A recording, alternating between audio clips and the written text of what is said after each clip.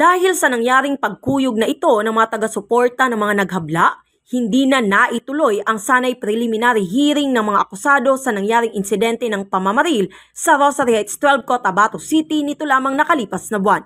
Sa bidyong ipinadala sa Kutang Bato News, makikita ang pagkuyog ng ilang mga kamag-anak at taga-suporta ng kampo ng mga ayunan sa mga akusado sa panig ni dating Rosary Heights 12 Kagawad Abdul. Hindi pa man nakakababa ang mga ito sa police car na sinasakyan nila ay nagkagulo na. Ilan sa mga ito ay nagtamo ng sugat dulot ng nasabing pagkuyog. Sa pahayag ng asawa ng akusadong si Abdul, inihayag nito ang takot na kanilang nadarama sa sitwasyong kinakaharap. Hindi rin umano sila kampante habang nakapit ang mga ito sa jail facility ng City Police Station 1. Sobrang nadismaya po kami sa klase ng mga ginawa nila. Hindi namin sukat akalain na ganoon ang mangyayari. Sa totoo lang. Kasi nandito po kami sa police station ngayon.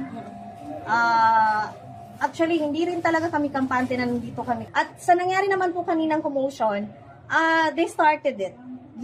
Sinimulan po nila, lahat silang magkakapatid, specifically si Dato Idris Ayunan, at saka si Bimbo Ayunan, sinabihan nila yung mga tao nila na kuyugin kami.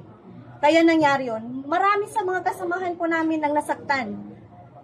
May duguhan pa. Hindi po namin sukat akalain na gano'n. Pinasinungalingan naman ni Mother Barangay Kalanganan Chairman Dato Bimbo Ayunan na siyang tumatayong pinuno ng mga pasawiran ang aligasyon na kasama siya sa nag-utos sa mga supporters nila na kuyugin ang mga akusado sa nangyaring insidente sa Rosary Heights 12 na ikinasawi ng 3 nilang kamag-anak at pagkasugat ng iba pa. Bagaman inamin ni Kap Bimbo, ang reaksyon ng mga kamag-anak ay bunsod ng di napigilang damdamin matapos mawalan ng mga mahal sa buhay. Kitang-kita doon yung video na paano ko pinaawat yung mga tao, yung mga pamilya, nung mga 2 pang namatay at yung aming pamilya. Even si Kap Idris, pinapakalma ko siya. So paano niya masabi na ako daw mismo ang umutos para kuyugin sila? Ang pagkakaalam ko, tinitignan ko siya, nakayuko siya eh.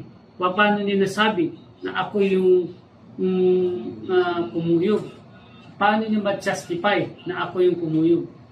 Hindi niya ba nakita paano ko dinagapos yung mga tao, paano ko inaawat yung mga tao? Andun yung ating mga kapulisan. Ilang kapulisan doon na sinabihan ko pa nga, nawakan ko yung kamay nila. I-secure niyo yung mga tao. Kaya ako bahala sa mga relatives namin. Paano niya nasabi na ako yung umutos, kuyugin yung mga tao? Samantala, ginawa na lamang na online ang arraignment ng mga akusado kung saan nag-plead ang mga ito ng not guilty. Nangangamba rin anya sila sa kanilang kaligtasan sapagkat may mga iilang tao na anya ang pumunta sa mga ito upang sila ay bantaan na siyang sinagot naman ni Kapitan Bimbo Ayunan. Hindi kami guilty sa mga accusations nila sa amin.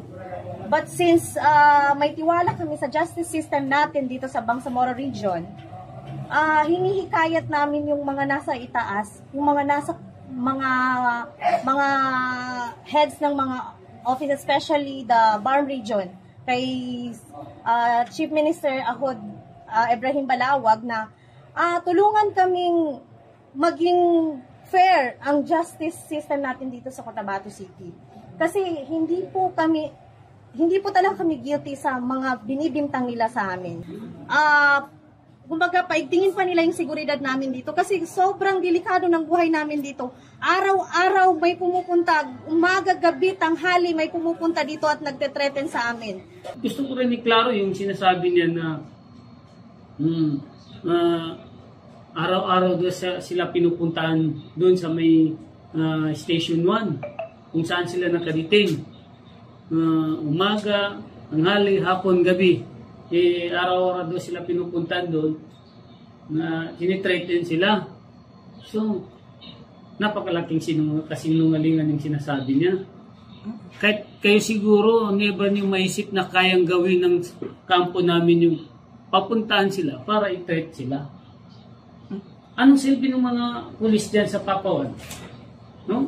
Bakit hindi nila sabihin, isumbong sa papawan yung nangyari or yung pananakot sa kanila? Sa ngayon, parehas nahihintayin na lamang umano na magkabilang panig ang schedule ng susunod na hearing at umaasang magiging patas ang gagawing paglilitis sa mga akusado. Samantala, hinihintay pa ang pagbibigay ng pahayag ng Cotabato City Police kaugnay sa nasabing insidente sa harap ng korte.